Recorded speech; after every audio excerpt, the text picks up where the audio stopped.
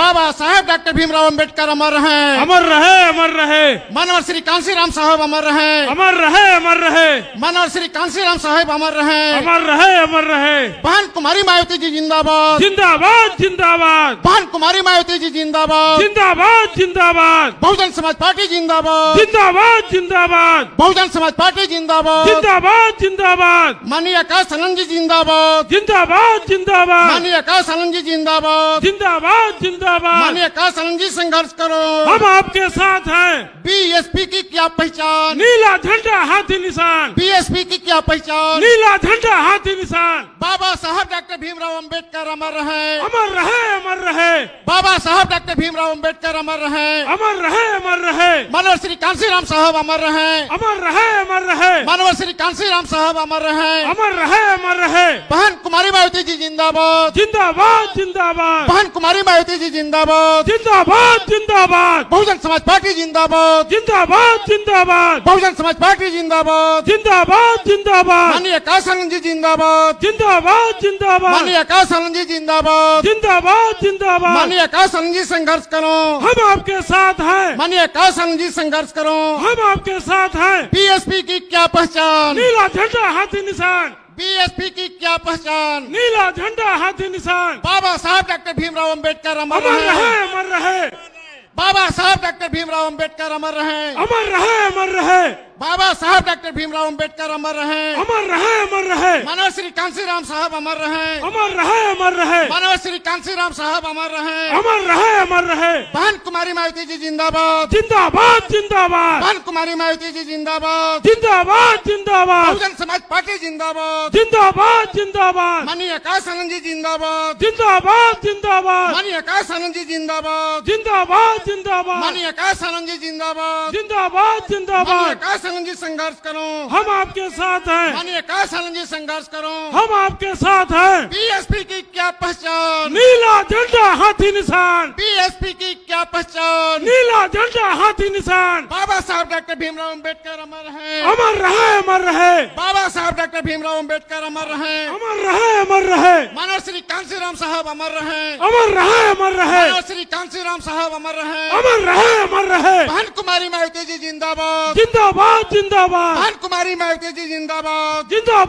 बहुजन जिंदाबाद। समाज पार्टी जिंदाबाद, जिंदाबाद, जिंदाबाद। माननीय आकाश आनंद जी जिंदाबाद, जिंदाबाद, जिंदाबाद। माननीय आकाश आनंद जी जिंदाबाद, जिंदाबाद, जिंदाबाद। माननीय आकाश आनंद जी जिंदाबाद, जिंदाबाद, माननीय जिंदाबाद। आकाश आनंद जी संघर्ष करो, हम आपके साथ माननीय हैं। आकाश आनंद जी संघर्ष करो, हम आपके साथ हैं। माननीय आकाश आनंद जी संघर्ष करो, हम आपके साथ हैं। बीएसपी की क्या पहचान, नीला झंडा हाथी निशान, बीएसपी की क्या पहचान, नीला झंडा हाथी निशान। बहन कुमारी मायावती जी जिंदाबाद, जिंदाबाद, बहन जिंदाबाद। कुमारी मायावती जी जिंदाबाद, जिंदाबाद, बहुजन जिंदाबाद। समाज पार्टी जिंदाबाद, जिंदाबाद, माननीय जिंदाबाद। आकाश आनंद जी जिंदाबाद, जिंदाबाद, जिंदाबाद। माननीय आकाश आनंद जी जिंदाबाद, जिंदाबाद, माननीय जिंदाबाद। आकाश आनंद जी संघर्ष करो, हम आपके साथ हैं। माननीय आकाश आनंद जी संघर्ष करो, हम आपके साथ हैं। बीएसपी की क्या पहचान, नीला झंडा हाथी निशान। बीएसपी की क्या पहचान।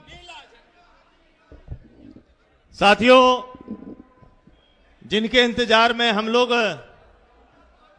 काफी देर से जिनका आप इंतजार कर रहे थे, आज के इस कार्यक्रम के मुख्य अतिथि बहुजन समाज पार्टी के राष्ट्रीय कोऑर्डिनेटर, हम सब के अगुवा, परम आदरणीय, परम सम्मानित माननीय आकाश आनंद जी हम सबके बीच में आ चुके हैं। मैं चाहूंगा कि मंच पे उपस्थित सारे हमारे पदाधिकारीगण, प्रत्याशीगण, पूर्व प्रत्याशीगण, सामने बैठे सारे समर्थकगण, माताओं बहनों से मैं निवेदन करूंगा कि एक बार जोरदार ताली बजा करके माननीय राष्ट्रीय कोऑर्डिनेटर साहब का स्वागत करने का काम करें। मैं चाहूंगा कि हमारे जो पदाधिकारीगण साथी हैं, माननीय हमारे प्रत्याशीगण हैं, वो बड़ी वाली माला ला करके माननीय राष्ट्रीय कोऑर्डिनेटर साहब का स्वागत करने का काम करें।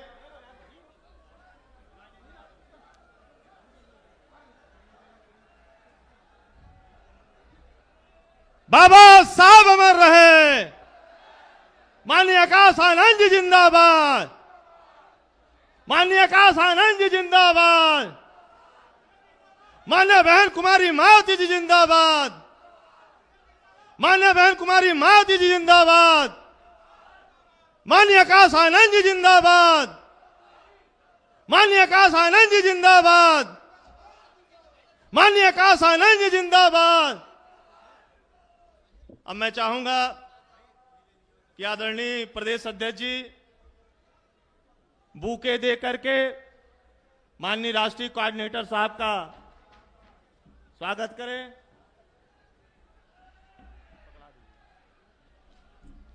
इसके साथ साथ आदरणीय श्री घनश्याम चंद्र खरवार जी पूर्व सांसद तथागत बुद्ध जी की मूर्ति देकर के स्वागत करें। उदयराज वर्मा जी प्रत्याशी सुल्तानपुर चुनाव निशान हाथी देकर स्वागत करें। सच्चिदानंद पांडे जी जो प्रत्याशी हैं अयोध्या के, भाई हाथी देकर चुनाव निशान देकर के स्वागत करें। भाई मनोज वर्मा जी मुकुट भेंट करके जो पूर्व प्रत्याशी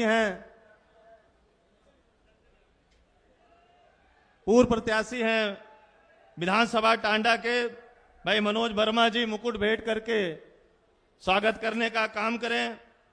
भाई दिलीप कुमार विमल जी जो प्रभारी हैं, भाई बाबा साहब की मूर्ति दे करके स्वागत करें। अरविंद गौतम जी चित्र भेंट करके स्वागत करें।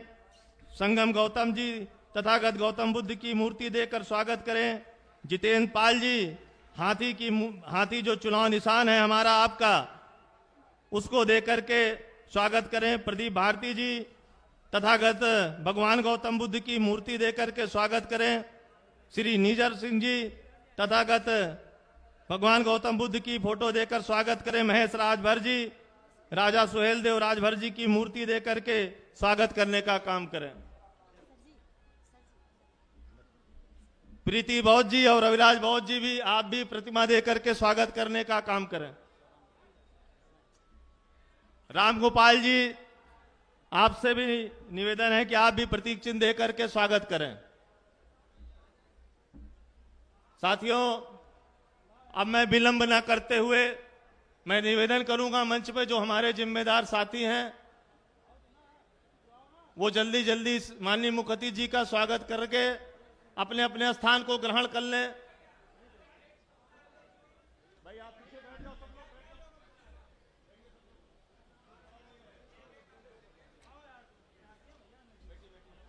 हो गया अब मैं चाहूंगा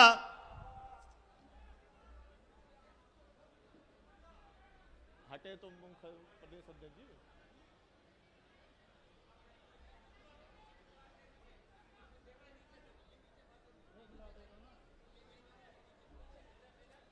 साथियों, मैं आज के इस कार्यक्रम के मुख्य अतिथि बहुजन समाज पार्टी के राष्ट्रीय कोऑर्डिनेटर परम आदरणीय परम सम्मानित माननीय आकाश आनंद जी से अनुरोध करूं कि हम सबको संबोधित करें। उससे पहले दोनों हाथ उठा करके जो हमारे मंच के साथी हैं, सामने के साथी हैं, उनका स्वागत करने का काम करें। बाबा साहब अमर रहे, बाबा साहब अमर रहे, मानवर काशीराम साहब अमर रहे, माननीय बहन कुमारी मायावती जी जिंदाबाद, माननीय बहन कुमारी मायावती जी जिंदाबाद, माननीय आकाश आनंद जी जिंदाबाद, माननीय आकाश आनंद जी जिंदाबाद। आकाश आनंद जी आप संघर्ष करें, आकाश आनंद जी आप संघर्ष करें। 6 बजे तक की परमिशन के बाद बंद है।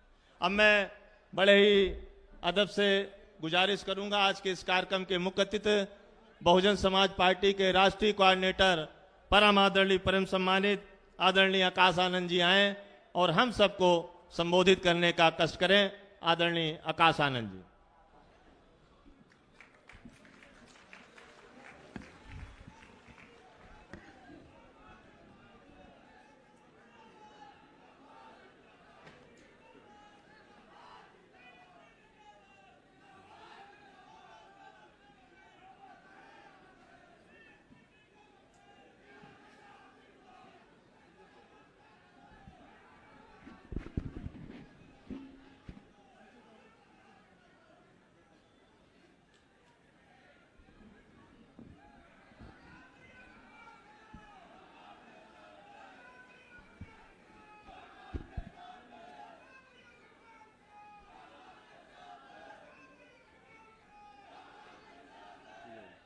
जय भीम।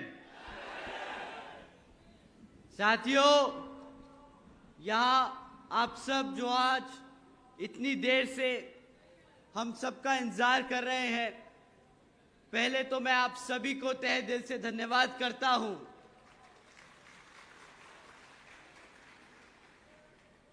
मुझे पता है कि आप काफी घंटों से यहाँ पे खाली पेट वेट कर रहे हैं, खाली पेट आप लोग इंतजार कर रहे हैं। तो जब मैं यहाँ पे उतरा तो सबसे पहले हमारी टीम ने हमसे बोला कि सर पहले खाना खा लेते हैं। मैंने कहा नहीं, हमारे लोग भूखा इंतजार कर रहे हैं, तो हम सीधा पहले अपने लोगों से मिलेंगे, उसके बाद कुछ और देखेंगे। तो आप सबके साथ, तो साथियों, मैं समझ सकता हूं कि आप काफी देर से इंतजार कर रहे हैं। मैं आप लोगों का ज्यादा समय नहीं जाया करूंगा, परंतु आज इतनी बड़ी संख्या में हमारे सभी युवा साथी, हमारे सभी बड़े बुजुर्ग, हमारी माताएं बहनें जो आज इतनी बड़ी संख्या में यहां मौजूद हैं, आप सभी को तहे दिल से धन्यवाद करता हूं।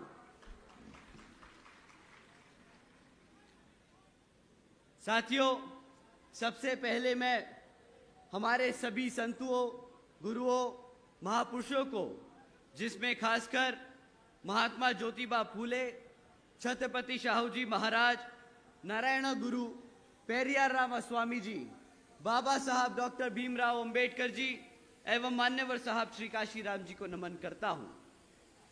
साथियों, इस लोकसभा के संबंध में जरूरी बातें आप लोगों के बीच में रखने से पहले मैं बहुजन समाज पार्टी की राष्ट्रीय अध्यक्ष व उत्तर प्रदेश की 4 बार मुख्यमंत्री व पूर्व सांसद आदरणीय बहन जी के नाम से लोकप्रिय बहन कुमारी मायावती जी को भी पूरे तहे दिल से आभार प्रकट करता हूं। साथियों, बहन जी ने अपना पूरा जीवन यहां बामसेफ, DS4 व BSP के जन्मदाता व संस्थापक मान्यवर साहब श्री कांशीराम जी के बताए हुए रास्ते पर चलकर परम पूज्य बाबा साहब डॉक्टर भीमराव अंबेडकर जी के बताए हुए मानवतावादी व आत्मसम्मान व स्वाभिमान के मूवमेंट के कारवां को अपने आजीवन त्याग, तपस्या व कड़े संघर्ष के जरिए नई राजनीतिक ऊर्जा व शक्ति व पहचान दी है तथा उत्तर प्रदेश जैसे विशाल व महत्वपूर्ण राज्य में 4 बार अपनी पार्टी BSP के नेतृत्व में सरकार बनाकर खासकर बहुजन समाज के लिए एक ऐसी मिसाल बन चुकी हैं जिससे प्रेरणा लेकर करोड़ों लोग आज यहाँ सामाजिक परिवर्तन व आर्थिक तरक्की के मिशनरी कार्य से जुड़ चुके हैं। इतना ही नहीं, बल्कि मैं खुद भी उनके इस नेतृत्व से प्रभावित होकर BSP के मूवमेंट से जुड़ चुका हूं और उनके पदचिन्हों पर चलकर उस मिशनरी दायित्व, कर्तव्य व फर्ज को पूरा निभाने की कोशिश करता रहूंगा। साथियों, जैसा कि आप जानते हैं, लोकसभा आम चुनाव चल रहे हैं और इन चुनावों में भी पहले की तरह ही यहां पर इस बार भी दुश्मन साम दाम दंड भेद का इस्तेमाल करेगा। और साथियों, दुश्मन आप लोगों को सामने से आकर वार नहीं करने वाला। साथियों, इस बार दुश्मन हमारे बीच में रहकर एक बहरूपिये के रूप में हमारे साथ, हमें, हमारे समाज को, हमारे कार्यकर्ताओं को, हमारे वर्करों को गुमराह करने की पूरी कोशिश करेगा। तो साथियों, आप कैसे पहचानोगे इन बहरूपियों को? साथियों, ये लोग जो आपके बीच में रहकर आपको गुमराह करने का काम कर रहे हैं, ये आप लोगों के बीच में जय भीम के नारे लगाते हैं, ये लोग नीला पटका पहनते हैं, ये लोग बाबा साहब के विचारधाराओं को मानते हैं, परंतु जब अपने नेता चुनने की बारी आए, जब एक पार्टी पे वोट डालने की बारी आए, तो ये बड़े संभाल के समझदारी से आप लोगों को सलाह देते हैं कि भाई बहुजन समाज पार्टी बहुत पीछे रह चुकी है, हमारा असली नेता फलाना विपक्षी पार्टियों में रहता है। तो साथियों, अगर कभी कोई भी आप लोगों के बीच में रहकर जय भीम का नारा दे और कहे कि बहुजन समाज पार्टी हमारी पार्टी नहीं, तो साथियों समझ जाइएगा कि वो बहरूपिया, वो दुश्मन आपके बीच में आपसे बात कर रहा है। तो साथियों, ऐसे लोगों से जब आप लोग समझ जाएं, आप लोग पहचान ले, तो इनसे सतर्क रहिए। परंतु इन्हें लोगों को आपको सतर्क करने की जरूरत नहीं, आप लोगों को इनको बताने की जरूरत नहीं है कि आप लोगों ने इन्हें पहचान लिया। क्योंकि साथियों, अगर आपने इन्हें बता दिया कि आप इनको पहचानते हैं, तो ये फिर से आप लोगों की जगह से हटकर दूसरे लोगों के बीच में जाकर उनको गुमराह करने का काम करेंगे। तो साथियों, मैं आप लोगों से बड़ी जिम्मेदारी से कह रहा हूं, और अगर आप लोगों को ये बात सही लगे तो इन लाइनों के बाद जय भीम का नारा जरूर दीजिएगा। साथियों, ऐसे लोग जो बहुजन समाज पार्टी में बहन जी को नहीं मानते, ऐसे लोग जो बहन जी के खिलाफ हैं, वो मान्यवर साहब के खिलाफ हैं, वो बाबा साहब के खिलाफ हैं, वो हमारे बहुजन समाज के खिलाफ हैं, वो हमारे संविधान के खिलाफ हैं। बताइए सही कि नहीं सही बातियों? साथियों, बहुजन समाज पार्टी एक बहुत ही बड़ा दल है। इस परिवार में कई करोड़ों लोग रहते हैं। तो साथियों, ये कुछ लोगों के लिए बहुत मुश्किल होगा इन बहरूपियों पे नजर रखना।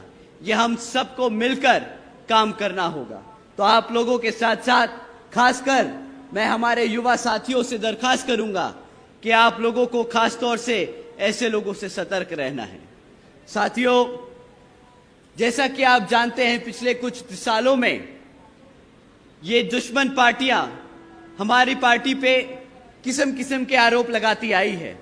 जैसे जब भी कोई नेता, जब भी कोई यहां से बहुजन समाज पार्टी से निकल के जाता है, तो उसके पास सबसे आराम से, सबसे आसानी से बोलता है कि भाई बीएसपी में तो लोग पैसा लेते हैं, किताब ज्यादा मांगते हैं। साथियों, हकीकत तो यह है कि जो विपक्षी पार्टियां हैं, आपने इलेक्टोरल बॉन्ड्स के बारे में सुना है? साथियों, ये जो विपक्षी पार्टियां हैं, ये पिछले 6 सालों में 16,500 करोड़ रुपए बड़े बड़े धंधा सेठों से ले चुकी है। परंतु जब इन कंपनियों का खुलासा हुआ, जब इन पार्टियों का खुलासा हुआ, तो सारी पार्टियों के नाम आए थे। भाजपा, कांग्रेस, समाजवादी पार्टी, सब पार्टियों के नाम आए। परंतु एक पार्टी थी जिसका इन सब में नाम नहीं आया।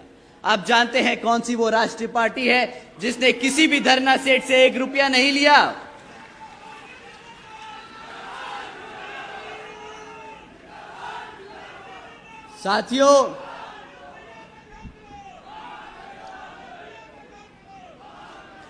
साथियों, बहुजन समाज पार्टी का उस लिस्ट में इसलिए नहीं नाम था क्योंकि बहुजन समाज पार्टी एक लौती पार्टी है जो अपने कार्यकर्ता, अपने समर्थकों के तन मन धन से चलती है, ना कि किसी धरना सेठ के पैसों से।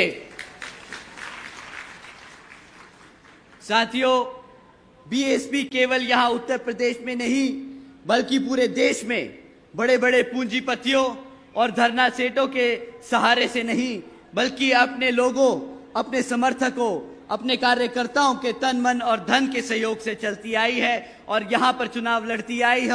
और आगे भी आप ही के तन मन और धन के भरोसे ये पार्टी पूरे देश भर में चुनाव लड़ती जाएगी। साथियों, आप लोगों के तन मन और धन के लिए मैं यहां मंच से आप लोगों का तहे दिल से धन्यवाद करता हूं, क्योंकि ये मूवमेंट है जो आपकी वजह से चलता है। आप लोगों का तहे दिल से धन्यवाद। साथियों, इस लोकसभा आम चुनाव में विपक्षी पार्टियां आप लोगों के बीच में आकर तरह तरह की बात करेंगी। वो आप लोगों को मैनिफेस्टो जारी करके आप लोगों को तरह तरह के वादे सुनाएंगी। परंतु साथियों, इस बारी लोकसभा आम चुनाव में आप लोगों को वोट जो डालना है वो इन पार्टियों के रिकॉर्ड पे डालना है कि इन पार्टियों ने जब जब सत्ता में आसीन रहे तब इन लोगों ने हमारे समाज के लिए क्या काम किया, आप लोगों को उन पे सवाल करना है। साथियों, पिछले 10 सालों में ये भाजपा सरकार केंद्र की सत्ता में रही है, तो जब भाजपा आप लोगों के बीच में आए तो आप लोगों को उनसे सिर्फ 3 मुद्दों पे सवाल उठाने हैं: शिक्षा, सुरक्षा और रोजगार। मैं किसी जाति, धर्म या किसी जाति या धर्म के आधार पे आप लोगों से नहीं कहूंगा कि उन पे सवाल करो। हम आपसे नहीं कहेंगे कि राम मंदिर के ऊपर सवाल करो। साथियों, बाबा साहब ने हमें शिक्षा के आधार पर अपना संवैधानिक हक और उनके राजनीतिक ताकत के लिए लड़ना सिखाया था। तो हम सिर्फ शिक्षा, सुरक्षा और रोजगार के लिए बात करेंगे। साथियों, अगर बीजेपी का रिकॉर्ड उठा के देखें, पिछले 10 सालों में शिक्षा के क्षेत्र में इन लोगों ने इतना मजाक किया है हमारे छोटे छोटे बच्चों के साथ कि अगर हम इनका सरकारी सर्वे भी उठा के देखें तो आज सरकारी स्कूलों में इतना बुरा हाल है कि आज 8वीं कक्षा के आधे से ज्यादा बच्चे गुणा भाग नहीं कर पाते। अगर आप उनसे अंग्रेजी में सवाल करें तो वो बेचारे अंग्रेजी नहीं समझ पाते। साथियों, ये तो भाजपा की शिक्षा के क्षेत्र में देन रही है। दूसरी तरफ जब आप उनको शिक्षा के क्षेत्र में घेरेंगे तो वो आपको डिजिटल इंडिया के बारे में बताएंगे। परंतु साथियों, डिजिटल इंडिया के नाम पर भी उन्होंने जो आप लोगों के साथ मजाक किया है वो भी मैं आप लोगों के बीच में छोड़ के जा रहा हूं ताकि आप उनसे सवाल उठाएं। साथियों, डिजिटल इंडिया के नाम पर 65% से ज्यादा सरकारी स्कूलों में आज एक भी कंप्यूटर की फैसिलिटी नहीं है। ये डिजिटल इंडिया बोलते हैं कि यहाँ पे युवा बच्चा, छोटा बच्चा पूरी दुनिया में सबसे बात कर पाएगा, टेक्नोलॉजी समझ पाएगा, बट वो समझेगा कैसे जब 65% से ज्यादा स्कूलों में कंप्यूटर ही नहीं है।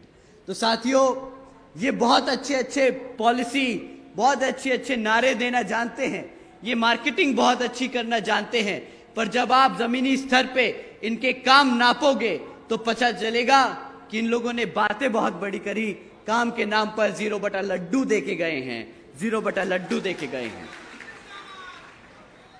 साथियों, सबसे बड़ा मुद्दा पेपर लीक होने का। मैं समझ सकता हूं कि यहां पर कितने युवा साथी हैं जो पिछले 10 सालों में कई बार सरकारी भर्तियों के लिए एग्जाम देके आए हैं और जानकर उन्हें बड़ा दुख होता है कि कुछ महीने बाद वो पेपर लीक हो गया। यहां पर कितने युवा साथी हैं जिन्होंने पेपर दिया और पेपर लीक हो गया? सभी पंडाल में लोगों ने हाथ उठा रखे हैं। साथियों, हकीकत तो ये है कि ये लोग आप लोगों के साथ सिर्फ सरकारी नौकरी देने के नाम पर मजाक और खिलवाड़ करते आए हैं। तभी साथियों, पिछले 10 सालों में आज यहां पर युवा 30% पढ़ा लिखा युवा बेरोजगार घूम रहा है। साथियों, ये नहीं कि ये नहीं दे सकते, ऐसा नहीं है कि भारत सरकार में नौकरियां नहीं है, भारत सरकार में पद खाली नहीं है। आपको जानकर हैरानी होगी साथियों कि यहां पर केंद्र की सरकार में 30 लाख से ज्यादा पद खाली पड़े हैं, जहां पर इन लोगों ने जानबूझकर वो पद नहीं भरे हैं, क्योंकि वो जानते हैं अगर उन्होंने वो पद भरे तो उन्हें बाबा साहब के दिए हुए संविधान के हिसाब से आरक्षण भी देना पड़ेगा, और वो ना आपको रोजगार देना चाहते हैं ना वो आपको आरक्षण देना चाहते हैं। साथियों, रोजगार का इतना बुरा हाल है कि मैं आपको एक न्यूज हेडलाइन पढ़ के सुनाता हूं तो आपको समझ आएगा कि ये 30% की जो संख्या है वो कितनी बड़ी बन चुकी है। साथियों, गुजरात की एक खबर है, हमारे आदरणीय प्रधानमंत्री जी के प्रदेश से ये खबर है कि 17 लाख से ज्यादा युवाओं ने मात्र 3,500 नौकरियों के लिए अप्लाई किया था। साथियों, अगर सिर्फ 3,500 नौकरियां निकली तो उसके लिए 17 लाख बच्चों ने अप्लाई किया। रोजगार और बेरोजगारी का क्या हाल है वो इन्हीं आंकड़ों से समझ आता है। साथियों, जब हमारे बच्चे पढ़ लिख नहीं पाएंगे, जब उनके पास रोजगार नहीं होगा, तो वो आप लोगों का ध्यान किस तरीके से भटकाएंगे वो भी मैं आपको बताता हूं। साथियों, ये पिछले कुछ महीनों से सीना चौड़कर आप लोगों के बीच में मुफ्त राशन देने की बात कर रहे हैं। ये कहते हैं कि इन्होंने 80 करोड़ जनता को मुफ्त में राशन देने का काम किया है। आप लोग ही बताइए साथियों, जब 2014 में ये हम सब से वोट मांगने आए थे, जब ये जनता से वोट मांगने आए थे, तो इन्होंने वादा मुफ्त में राशन देने का किया था या सालाना 2 करोड़ नौकरी देने का किया था? आप बताइए साथियों, किसका वादा किया था? साथियों, 2 करोड़ नौकरी देने का वादा किया था, परंतु जब नौकरी नहीं दे पाए तो सोचा मुफ्त में राशन ही देके इनका मुंह बंद कर दिया जाए। साथियों, आप ही बताइए, ये जो 80 करोड़ जनता को इन्होंने मुफ्त में राशन दिया है, अब जब भारत में 140 करोड़ लोग हैं तो 80 करोड़ बोले तो आधा भारत इन्होंने भिखारी बना दिया। आधा भारत इन्होंने भिखारी बनाने का काम किया है पिछले 10 सालों में। साथियों, एक सिंपल सा, बड़ा आम सा आप लोगों के साथ मैं गणित करना चाहता हूं। ये 80 करोड़ जो राशन दे रहे हैं 80 करोड़ लोगों को, इसकी कीमत अब पता है आप लोगों को कि आपको क्या चुकानी पड़ रही है? आप जानते हैं कि 80 करोड़ जनता को जो मुफ्त राशन मिलता है, इसकी कीमत आप लोग क्या चुकाते हो? हमारी माएं जो यहां बैठी हैं, आप लोगों से मैं दरख्वास्त करूंगा कि ये आप जरा गुना भाग बड़ी ध्यान से सुनिएगा। साथियों, महीने में कितने का राशन आप लोगों को मुफ्त में मिलता होगा? बताइए। 500? 5 किलो? मैं कहता हूं ये बहुत साफ लोग हैं, ये लोग बहुत ईमानदार लोग हैं, तो आपको ईमानदारी से महीने का 500 से 1000 रुपए का राशन दे देते होंगे। साथियों, साल के हिसाब से अगर ये करें तो ये 6 से ज्यादा, 6000 से 12000 से ज्यादा का राशन नहीं बनता। 6000 से 12000 रुपए का राशन नहीं बनता साल का। परंतु हमारी माँ यो जहां बैठी हैं, माँ आप जरा सुनिएगा कि अगर आपके लड़के की क्लास 4 की सरकारी नौकरी लगती तो वो महीने का कम से कम 20,000 रुपया तो कमाता ना? बता माँ, 20,000 रुपया तो कमाता ना? माँ, वो आपका लड़का साल का 2.5 लाख रुपया आपके घर में ला के रखता, जहां पे ये आपको 6,000 या 12,000 रुपए का राशन देते हैं। ये 12,000 रुपए के राशन पे जो 2.5 लाख का चूना आपको लगा रहे हैं, तो इस बारी साथियों, जिस थैले में भर के इन्होंने आपको राशन दिया था, वही थैला इनको थमाकर खाली कर कर इन्हें वापस भेज देना और बता देना कि मेरा वोट मेरे हाथी के साथ है, मेरा वोट मेरी बहन जी के साथ है।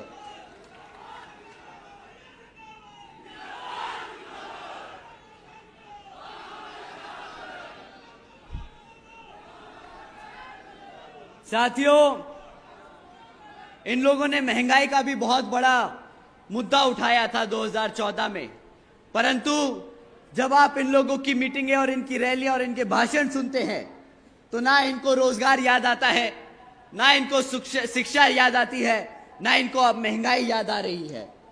साथियों, बताइए कि आप लोग इस मीटिंग में आने के लिए कितने रुपए का पेट्रोल डला कर आए हैं? बताइए साथियों, कितने का पेट्रोल डला है? 100 रुपया? 200 रुपया? 3,000? तुम्हारी गाड़ी ज्यादा पी रही है तेल भाई। साथियों, जब ये लोग सत्ता में आए थे 2014 में, तब पेट्रोल का दाम 50-60 रुपया हुआ करता था। आज यही पेट्रोल 100 रुपया पार कर रहा है। परंतु अब ये आप लोगों से पेट्रोल के दामों के बारे में बात नहीं करेंगे, क्योंकि उन्हें पता है कि उन्होंने पिछले 10 साल में सिर्फ और सिर्फ महंगाई कर कर अपने धरना सेठों के जेब भरने का काम किया है। हमारे गरीब और हमारे बहुजन समाज के लिए एक भी काम ये लोग नहीं गिनवा सकते आपको। साथियों, अभी कुछ दिन पहले ही बीजेपी के बहुत बड़े नेता ने हमसे कहा कि कुछ लोग बीजेपी को बुलडोजर की सरकार कहकर बदनाम करने का काम कर रहे हैं। वो जो नेता हैं वो यही उत्तर प्रदेश से सांसद हैं और बहुत ही उच्च स्तर पे यहाँ भारत सरकार में एक पद पर हैं। वो कहते हैं यूपी में बीजेपी की सरकार ने जनता के लिए बहुत से काम किए। आपको अपनी आंखें खोलकर देखना चाहिए और पता करना चाहिए कि यूपी में कितनी तरक्की हो रही है। तो साथियों, वो बहुत बड़े नेता हैं, इसलिए हमने उनकी बात मानी और हमने अपनी आंखें खोलकर देखा और कहना बंद कर दिया कि यूपी की सरकार बुलडोजर की सरकार नहीं है। परंतु जो हमने जाना वो हम आप लोगों के सामने रख रहे हैं। फिर आप बताइएगा कि यूपी की सरकार तरक्की की सरकार है या फिर बर्बादी की सरकार। साथियों, जब हमने जाना, जब हमने पढ़ाई लिखाई करी इसके बारे में, ताजबीन करी, तो हमें पता चला कि पिछले एक साल में हमारे उत्तर प्रदेश में 65,000 से ज्यादा हमारी बहन बेटियों और माताओं पर अत्याचार के केस दर्ज किए गए हैं। साथियों, यही नहीं बल्कि 400 से ज्यादा किसानों ने यहाँ उत्तर प्रदेश में अपनी खुद की जान ले ली, क्योंकि इनकी भाजपा की सरकार की चलती गलत नीतियों के तहत। साथियों, ये भी खबर सुनी हमने कि 62 प्यून की नौकरियों के लिए 90,000 से ज्यादा यहाँ पीएचडी ग्रेजुएट्स और मास्टर्स के स्टूडेंट्स ने इन प्यून की नौकरी के लिए अप्लाई किया। साथियों, यही नहीं, 40% से ज्यादा 5 साल की कम उम्र के बच्चों कुपोषण के शिकार हैं। यूपी में बच्चों के खिलाफ यौन शोषण के मामले देश में सबसे ज्यादा हो चुके हैं। हमारे यूपी में हत्याओं के केस यहां पर देश में सबसे ज्यादा हो चुके हैं। आदरणीय नेताजी, आप जिस उत्तर प्रदेश के वाराणसी से सांसद हैं, वो प्रदेश आज भारत का किडनैपिंग कैपिटल बन चुका है। साथियों, किडनैपिंग कैपिटल बन चुका है। आज उत्तर प्रदेश में 16,000 से ज्यादा किडनैपिंग के केस दर्ज किए जाते हैं। तो ठीक है साथियों, हम नहीं बोलेंगे बुलडोजर की सरकार। आप लोग जो यहाँ की सरकार को तरक्की की सरकार बता रहे थे, उसको हम बदतमीजी और गद्दारी की सरकार कहते हैं। बदतमीजी और गद्दारी की सरकार कहते हैं। साथियों, जो सरकार अपने बच्चों को भूखा रखे, जो सरकार अपनी बहन बेटियों पर अत्याचार होने दे, जो सरकार युवाओं को बेरोजगार रखे, जो सरकार अपनी आवाम को मुफ्त के राशन के नाम पर गुलाम बनाकर रखे, वो सरकार। साथियों, 2 करोड़ नौकरी का वादा देकर युवाओं के साथ जो धोखा किया वो मत भूलिएगा वोट डालते वक्त। अग्निवीर योजना चलाई थी, उसके नाम पर भी जो मजाक किया है वो भी मत भूलिएगा, क्योंकि मुझे पता है यहां से हजारों बच्चे आर्मी और पैरामिलिट्री फोर्सेस के लिए अप्लाई करते हैं। तो जब वो अग्निवीर योजना आई थी तो कितने लोगों को लाठी पड़ी थी, मुझे पता है। हमारे युवा साथियों को जब वो लाठी पड़ी थी तो क्या उन पे बीत रही थी। तो डालते वक्त वोट वो याद रखना साथियों, जब इन्होंने हमें शिक्षा के क्षेत्र में पढ़ने नहीं दिया, जब इन्होंने हमें रोजगार नहीं दिया, तो हमें हमारे रिजर्वेशन से भी हमें दूर कर दिया। नोटबंदी का बात भी किया था इन्होंने, कहा था विदेशों से काला धन लेके आएंगे और हर एक व्यक्ति को 15 लाख रुपए देने का काम करेंगे। आए 15 लाख साथियों आप लोगों के खातों में? नहीं आए ना 15 लाख। आपको पता है आपके साथ क्या हुआ है पिछले 10 सालों में? 15 लाख का वादा किया था। आपको पता है आपकी यूपी सरकार के ऊपर कितना कर्जा है? आप लोग जानते हैं कि जब जब यहां यूपी में एक एक बच्चा पैदा होता है तो आज वो 3.5 लाख कर्जे के साथ पैदा होता है। इतना सरकार ने कर्जा ले लेके यहां की जनता को भिखारी बना दिया, गरीब बना दिया।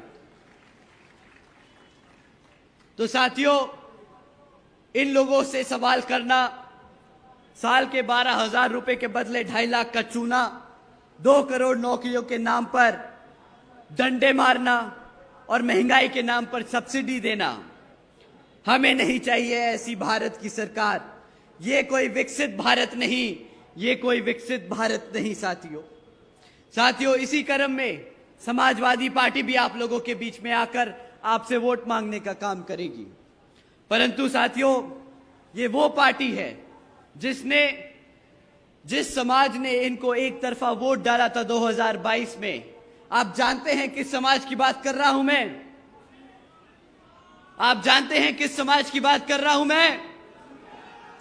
साथियों, हमारे मुसलमान भाइयों ने इन्हें एक तरफा वोट डाला 2022 के इलेक्शन में। परंतु पिछले 2.5 साल से जब जब हमारे इस समाज पर अत्याचार हुआ, इन लोगों के नेता मुंह पर टेप लगाकर अपने घरों में बंद बैठे रहे। इनकी हिम्मत नहीं हुई कि हमारे समाज के लिए ये खड़े होकर लड़ सके। साथियों, परंतु जब रिजर्वेशन इन प्रमोशन का बिल राज्यसभा में आया तो इनके मुंह से वो टेप उतर गई। ये राज्यसभा पहुंच गए और वो बिल फाड़ने का इन्होंने सबसे पहले काम किया। आप बताइए, ऐसी पार्टी को वोट देने लायक है कि नहीं? आप ही बताइए।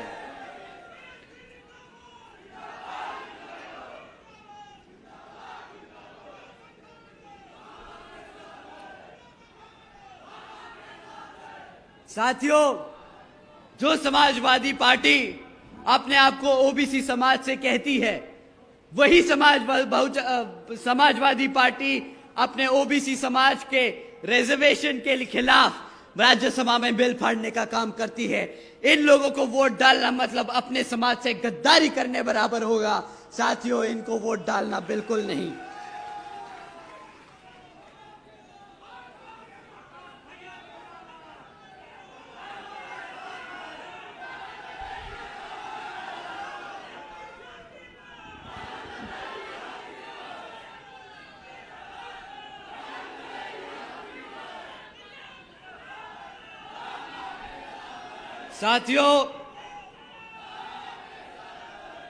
साथियों, गठबंधन के दौर से समाजवादी पार्टी के साथ साथ 2% की वोट रखने वाली पार्टी भी आप लोगों के बीच में आएगी। वो हाथ दिखाने वाली पार्टी है ना, जो हाथ दिखाती है, क्या नाम है? कांग्रेस पार्टी भी आप लोगों के बीच में आएगी। वो आजकल कह रही है कि हम अपने सभी SC, ST, OBC व पिछड़े समाज को रिजर्वेशन देने की पूरी कोशिश करेंगे। साथियों, उनसे कोई पूछे कि भाई पिछले 60 साल से जब आप सत्ता में थे तब आपको अपने Bahujan Samaj, SC, ST, OBC समाज, पिछड़ा समाज नहीं याद आया? आज इस पार्टी का अस्तित्व खतरे में है तो इसे आपकी याद आ रही है। साथियों, इनको अब आपकी याद आ रही है। जब इन्होंने आपको सही समय पे मदद नहीं करी तो इनको भी नहीं बनता आप लोगों के सामने आए। तो जब ये हाथ लेकर आप लोगों के सामने आए तो उस हाथ में खाली एक चवन्नी पकड़ा देना और बोल देना, ये लो हमारी तरफ से तुम्हें दक्षिणा, जाओ अपने घर। उत्तर प्रदेश हाथी का प्रदेश है। उत्तर प्रदेश बहुजन समाज का प्रदेश है। उत्तर प्रदेश बहन कुमारी मायावती जी का प्रदेश है।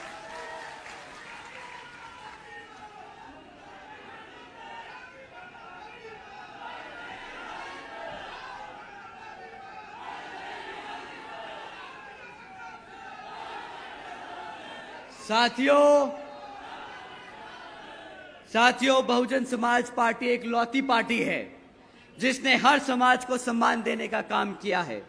आप सब ने देखा किस तरह बीजेपी ने क्षत्रिय समाज और मुस्लिम समाज का अपमान किया है, लेकिन आपकी नेता ने गाजियाबाद से गाजीपुर तक किस तरह क्षत्रिय और मुसलमान समाज को सम्मान देने का काम किया है, वो आप लोगों ने देखा है।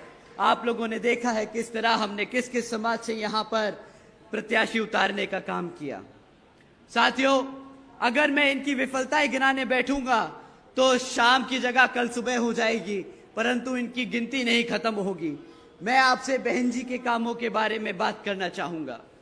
साथियों, जो नीतियां मैं आप लोगों को बता रहा हूं, उन्हीं नीतियों पर चलकर आगे बहन जी पूरे देश में जब प्रधानमंत्री बनेगी तो पूरे देश में इन नीतियों पर चलकर सर्व समाज में से बहुजन समाज के साथ साथ सब गरीब और जरूरतमंद लोगों की मदद करने का काम करेंगी। साथियों, जैसा कि आप जानते हैं 2007 से 12 की शासनकाल में बहन जी ने उत्तर प्रदेश में पूर्ण बहुमत से सरकार स्थापित की थी। और इस सरकार के तहत जो बहन जी ने काम किया उसे हम बहन जी के गवर्नेंस मॉडल को कहते हैं, बहन जी मॉडल ऑफ गवर्नेंस कहते हैं। साथियों, बहन जी गवर्नेंस मॉडल के तहत बहन जी ने महामाया गरीब बालिका आशीर्वाद योजना चलाई थी, जिसके तहत 3,25,000 बच्चियों को बहन जी ने 1-1 लाख रुपए देने का काम किया था। साथियों, इस योजना के तहत देश में पहली बार एक गरीब घर के अंदर, गरीब घर में एक लखपति बच्ची पैदा हुई थी बहन जी की देन से।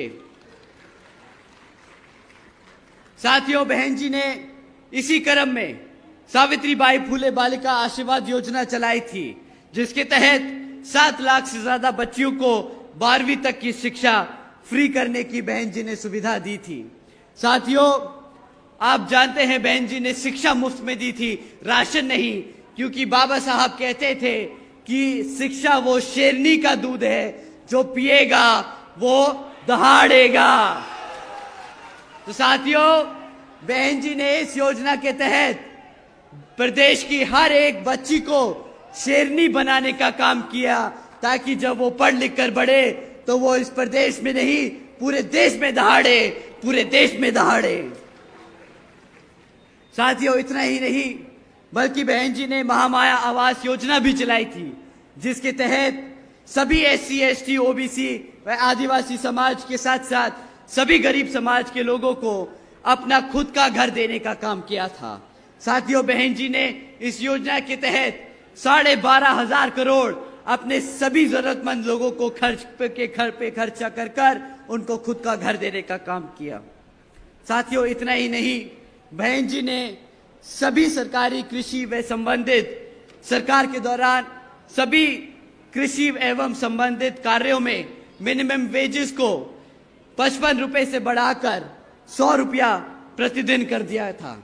और इतना ही नहीं बल्कि क्रीमी लेयर की वार्षिक आय को भी 3 लाख रुपए से बढ़ाकर 5 लाख रुपए करने का काम किया। इतना ही नहीं, हमारे सभी युवा साथियों को 90,000 से ज्यादा शिक्षकों को नौकरी देने का काम किया। 1 लाख से अधिक सफाई कर्मचारियों की भर्ती की, 2 लाख से अधिक जवानों को पुलिस फोर्स में भर्ती किया। यहाँ पे जितने भी पुलिस फोर्स के लोग खड़े हैं उनको मालूम होगा कि जब बहन जी की सरकार थी तो कितने बड़े स्तर पर बिना किसी जाति, बिना किसी धर्म, बिना किसी से पैसा लिए सबको पुलिस फोर्स में भर्ती करने का काम किया आदरणीय बहन कुमारी मायावती जी ने। इतना ही नहीं बल्कि 6 लाख से ज्यादा हमारे सभी अपर कास्ट समाज के गरीब भाइयों को जो पढ़े लिखे थे उनको सरकारी नौकरी देने का काम किया। साथियों, यही है बहन जी मॉडल ऑफ गवर्नेंस, जिसके तहत बहन जी ने गरीबों को घर दिया, बच्चियों को पढ़ने की शिक्षा दी, फ्री में शिक्षा दी और हमारे सभी युवा साथियों को रोजगार दिया।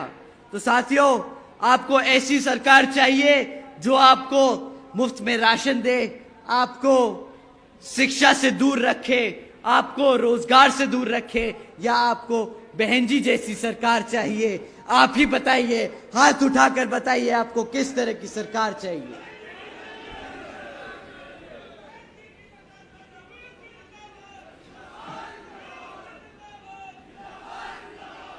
साथियों, मैं आपसे यही खास अपील करता हूं कि इस समय आप लोग आपस के मनमुटाव, झगड़ों को एक तरफ कर यहां हमारी तरफ से जो बहन जी ने प्रत्याशी आप लोगों को दिए हैं, आप उनको आने वाले लोकसभा आम चुनाव में भाती के सामने वाला बटन दबाकर भारी वोटों से जिताने का काम करें। साथियों, कुमार हयात अंसारी जी को जो अंबेडकर नगर से लड़ रहे हैं, आप इनको भारी वोटों से जिताने का काम करें। आप लोगों से पुरजोर अपील है। साथियों, सच्चिदानंद पांडे जी जो यहां से अयोध्या से हमारे लोकसभा चुनाव के प्रतिनिधि हैं, आप इनको भी भारी वोटों से जिताकर पार्लियामेंट में भेजने का काम करें, ताकि ये पार्लियामेंट में जाकर आप लोगों के हकों के लिए लड़ सके। साथ ही इसी क्रम में उदराज वर्मा जी, जो यहां से सुल्तानपुर से आपके प्रत्याशी हैं, इनको भी आप भारी मतों से जिताकर पार्लियामेंट में भेजने का काम करें। साथियों, ददन खान जी, मैं आप लोगों से दरख्वास्त करता हूं और ये बहन जी की भी पुरजोर अपील है, आप सभी इन सभी हमारे प्रत्याशियों को भारी वोटों से जिताकर पार्लियामेंट में भेजने का काम करें, ताकि फिर ये सब आप लोगों के हितैषी आप लोगों के हकों के लिए लड़ सके और बहन जी को प्रधानमंत्री बना सके। अपनी बात यही समाप्त करते हुए आप लोगों का एक बार फिर से धन्यवाद करता हूं। जय भीम, जय भारत। बाबा साहब अमर रहे, बाबा साहब अमर रहे, बाबा साहब अमर रहे, मनोहर काशीराम साहब अमर रहे, मनोहर काशीराम साहब अमर रहे। बहुजन समाज पार्टी जिंदाबाद, बहुजन समाज पार्टी जिंदाबाद, बहन कुमारी मायावती जी जिंदाबाद।